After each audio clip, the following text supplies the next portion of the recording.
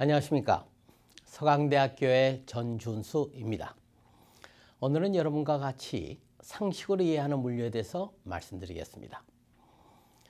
오늘날에 있어서 물류라는 용어가 우리 주위에 많이 회자되고 있습니다. 따라서 예전처럼 물류라는 것이 무슨 특별한 분야처럼 여겨지지도 않습니다.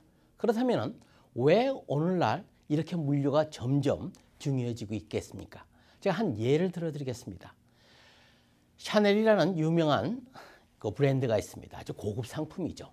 여기에 이번 크리스마스 시즌을 맞이해서 하나의 스커프를 개발하려고 하고 있습니다. 우선 최고급 상품이기 때문에 비단 원사가 어느 곳이 제일 잘 만드느냐 봤더니만 중국이에요. 그래서 중국에서 비단 원사를 샀습니다. 그 원사를 가지고 가장 비단을 잘 짜는 곳은 한국입니다. 그래서 한국으로 가지고 왔어요. 그리고 난 다음에 거기에 패턴을 집어넣고 염색을 해야 됩니다. 그것을 잘 하는 곳은 물론 이태리의 밀라노죠. 그래서 밀라노로 가지고 왔습니다. 그 후에 마지막 마무리를 위해서 불란서로 가지고 옵니다. 완제품이 되고 난 다음에는 마케팅 본부가 있는 뉴욕으로 가지고 갑니다.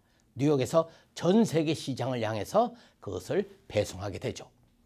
이것처럼 오늘날에 있어서 모든 소위 사업 활동이 물류가 점점 중요하게 되는 겁니다.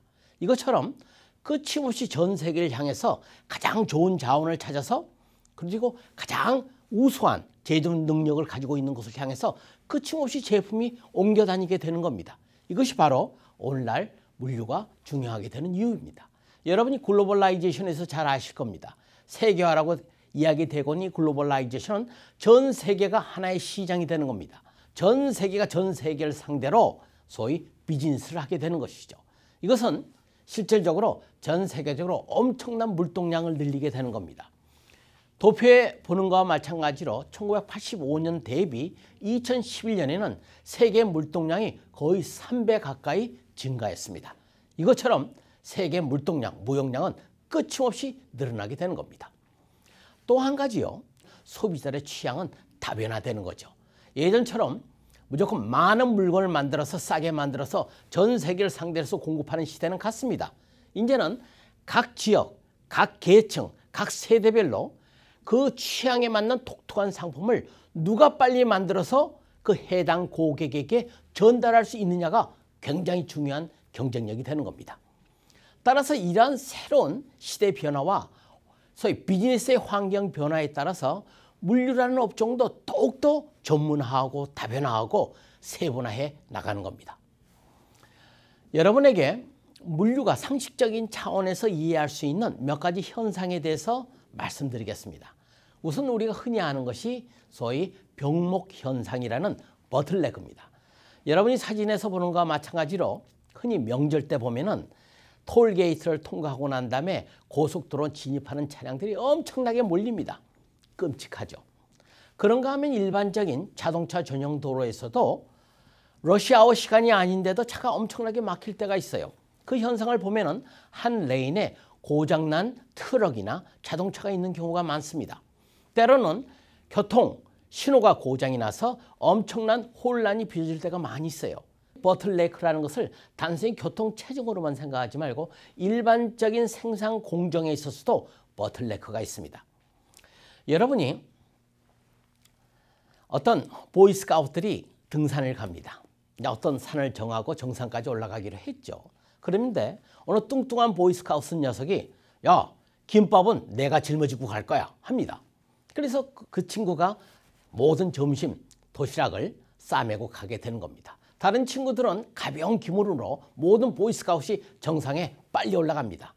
야호 하고 외치고 난 다음에 야, 우리 점심 먹자. 점심 먹을 수 있습니까? 그 뚱뚱한 보이스카우트 녀석이 올라온 다음에야 비로소 점심을 먹을 수 있는 겁니다. 바로 그 뚱뚱한 보이스카웃이 바로 버틀네크입니다. 그 친구가 모든 리드 타임을 결정하는 겁니다. 그래서 이 근자에 있어서 비즈니스의 가장 중요한 경쟁력을 결정짓는 것 중에 하나는요. 고객의 그 아주 구체적인 욕구를 빨리 파악하고 그 욕구를 만족시킬 수 있는 맞춤형 상품을 내 경쟁자보다도 빨리 만들어서 고객이 손에 가져다 주는 겁니다. 이게 바로 오늘날 경쟁력의 원천이죠. 그런데 이런 전체적인 공정을 요 근자에는요. 저쪽 끝에서 원자재를 공급하는 처음 서플라이 처음부터 시작해서 이것이 모든 생산 공정을 지나서 그다음에 유통 경로를 통해서 최종적으로 고객의 손에 쥐어질 때까지 전 과정을 하나의 소위 시스템으로 묶는 겁니다. 이걸 서플라이 체인 매니지먼트라고 합니다. 공급 연쇄 관리죠. 그래서 전체적으로 걸리는 전체 서플라이 체인에서 걸리는 시간을 최대한으로 단축시키는 겁니다.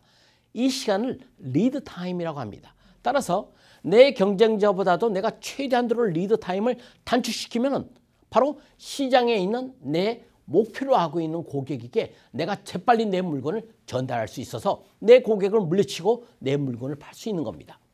이만큼 요 근자에 있어서 물류라는 것이 굉장히 중요하는데요.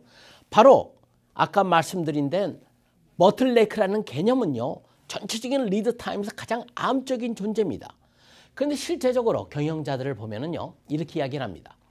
전체적인 목표를 결정하죠. 즉 생산성 향상의 목표를 설정하고 난 다음에 당신 분야에서는 몇 프로 달성했어. 또 당신 파트에서는 몇 프로 달성했어 하는 것을 묻게 되는 겁니다. 그런데 실제적으로 보면요. 기왕의 효율성이 뛰어난 분야는 조금만 투자해도 효율성이 더 올라갑니다. 반면에 뭐예요? 반면에 버틀네크 분야는 웬만큼 투자했어도 효율성이 향상되지 않습니다. 따라서 실제적으로 어느 누구도 버틀네크 있는 분야에는 가서 일을 하려고 하질 않아요. 전혀 생색이 나지 않으니까요. 그래서 실질적으로 경영인이 버틀네크에 대한 정확한 개념을 가지고 있어야 되는 겁니다. 여기서 또 하나 보여드리는 그림은 아코디언 효과라는 겁니다. 여러분들이 고속도로를 가시다가도 어떨 때 보면 자동차가 엄청나게 막힙니다. 러시아어가 아닌데도 불구하고요. 그래서 흔히들 이렇게 생각하죠. 야 이거 왜 이래? 응? 벌써 러시아어가 시작된 거야? 근데 조금 지나면 뭡니까? 뻥 뚫리죠. 그래서 또 잘 달리게 됩니다. 이건요 대부분의 바로 그 지역에 버틀네크가 발생하는 건데 다른 트래픽이 들어오거나 또는 어떤 사고가 있거나 해서 거기에 달리는 자동차들이 속도가 느려지기 때문에 그렇습니다. 영국 같은 경우에는요. 고속도로에서 차량이 없고 트래픽이 없는데도 100km로 내가 달리고 있는데 위에서 전광판에서 80km로 줄이시오, 60km로 줄이시오, 40km로 줄이시오 하는 사인이 나옵니다. 실제적으로요. 우리가 100km로 달리다가 앞에 40km로 달리는 슬로우, 천천히 가는 트래픽이 있으면 그 뒤에 거의 급정거를 하듯이 스톱합니다. 그렇게 되면 내 뒤에 따라오는 자동차들이 거의 같은 속도로 달려오다가 급정거를 하게 되는 겁니다. 그렇게 되면 이런 소위 차량들이 아코디언처럼 겹치게 되는 겁니다. 이 아코디언처럼 겹치는 것이 풀어지는 데는 많은 시간이 필요하게 되는 겁니다. 따라서 변형 속도제를 하는 것은 100km로 충분히 달릴 수 있는데도 불구하고 앞에 40km로 달리는 천천히 하는 교통이 있을 때에는 천천히 속도를 줄임으로 인해서 40km의 트래픽에 접근하더라도 자연스럽게 40km로 흘러갈 수 있게 하는 겁니다. 이런 소프트웨어는 굉장히 중요합니다. 사실 우리나라 안에 있어서의 하드웨어, 즉 레인을 더 만든다든가 새로운 도로를 만든다 하는 것은 돈도 많이 들 뿐만 아니라 요 근자에는 뭐예요? 그런 스페이스도 드뭅니다. 특히 시내 안에 있어서의 교통체증을 낫게 하는 방법은 소프트웨어 측면에서 과감하게 제도를 도입해서 과감하게 소프트웨어를 개선해 나가면 전체적으로 소위 효율성 향상을 저는 30%까지도 가능하다고 생각합니다. 이러한 개념이 전체적인 국가 물류를 봐서는 그러한 개념이 필요하지만은 기업 물류로 봐서는 아까 말씀드린 대로 전체적인 서플라이 체인에 있어서 곳곳에 나타나는 보틀네크를 현명한 방법으로 또 특히 경영자들이 각별한 주의를 가지고 이해심을 가지면은 그러한 보틀네크 지역에서 생산성과 효율성을 향상시키는 책임자에 대해서는 더 소위 상을 주고 더 칭찬을 해줄 것 같으면은 전체적으로 소위 서플라이 체인에서 전체적인 리드 타임이 혁신적으로 개선될 수 있다고 생각합니다. 서플라이 체인을 기업적인 측면에서 말씀드릴 것 같으면요. 사실 여러분들 알다시피 요 근자인 자동차 산업이 대표적입니다만은 엄청나게 많은 부품이 필요합니다. 그 공급자들이 다 제각기고 또 공급자를 그 공급자에게 또 공급해주는 또 두 단계의 또 공급자가 또 있고 3단계의 공급자가 또 있습니다. 보잉 같은 경우에는 전 세계에서 1000개 이상의 공급자로부터 부품을 공급받고 있습니다.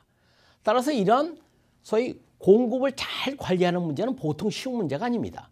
이러한 공급 관리가 적절하게 그 해당 부품이 배달하는 것도 중요합니다만 내가 어느 정도의 재고 수준을 유지하는가가 굉장히 원가 관리에 중대한 소위 영향을 미치게 되는 겁니다.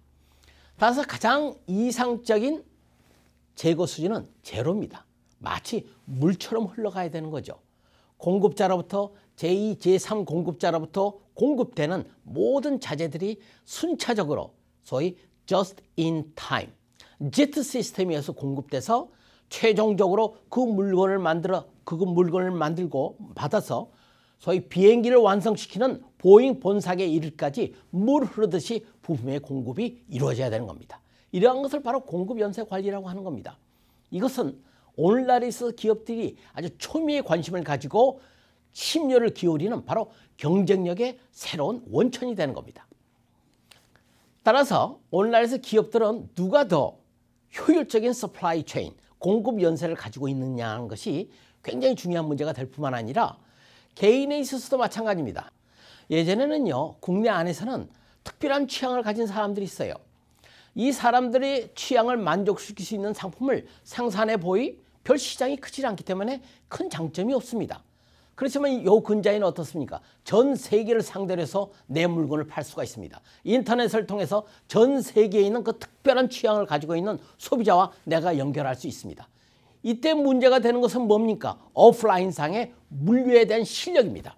따라서 물류도 풍부한 상상력을 가지고 그러한 특성한 시장을 공략하고 적기에 물품을 공급해 줄 수 있는 그 다양한 물류 상품을 만들어내야 되는 겁니다. 따라서 물류 상품이야말로 요근자의 창조 경제에 부응해서 새로운 창조적인 상품을 만들어내서 우리의 경쟁력을 옮길 수 있는 그러한 분야라고 할 수 있습니다.